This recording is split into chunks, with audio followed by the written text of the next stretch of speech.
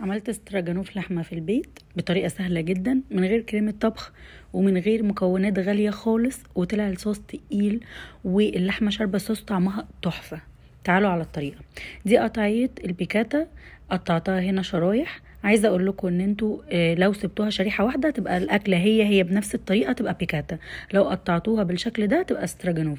بصوا ده طول وسمك الحته اللي انا قطعتها.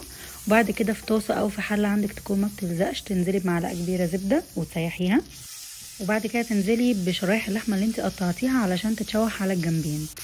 هنا كنت نزلت بيها كلها. عايزه اقول لكم ان قطعيه البيكاتا اللحمه بتتشوح بسرعه وبتدوب بسرعه، يعني هي مش بتاخد وقت خالص في التسويه.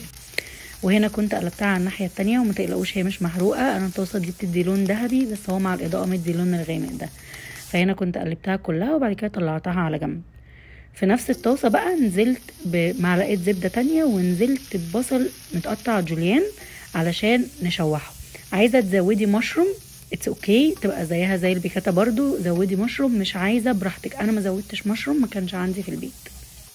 بعد ما البصلايه بقى اتشوحت كده، انا كنت مجهزه نص كيلو لبن مغلي على جنب. نزلت بربع كوبايه دقيق عليه علشان اتقل اللبن، وده بديل كريمه الطبخ او كريمه الطهي. ونزلت على البصل اللي اتشوح باللبن اللي انا كنت مجهزاه. عايزه اقول لكم هو تقل بسرعه جدا وبقى زيه زي كريمه الطبخ. بصوا المنظر.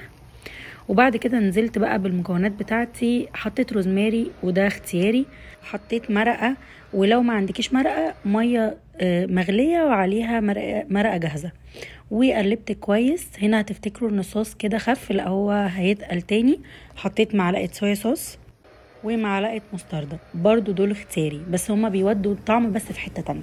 وبعد كده بقى نزلت باللحمه علشان الصوص يتقل فيها تاني واللحمه تشرب بقى كل الصوص. برضو ما اخدتش 5 دقايق لغايه ما الصوص تقل تاني وابتدت اللحمه تشربه. وعايزه اقول لكم انا علشان المرقه كنت حاطه ميه مغليه عليها 2 مكعب مرقه، ما احتاجتش احط ملح. قدمتها جنب رز ابيض، تقدري تقدميها جنب بطاطس بيوريه او مكرونه وايت صوص او مكرونه من غير اي صوص. الصوص كفايه اصلا انه يتحط كده على الرز او على المكرونه او على البيوريه، بيخلي طعمه تحفه بجد. عايزه اقول لكم ان انا عملتها، التشويح خد 5 دقايق ولما شربت الصوص بتاعها اخد 5 دقايق، فهي ما خدتش مني وقت خالص.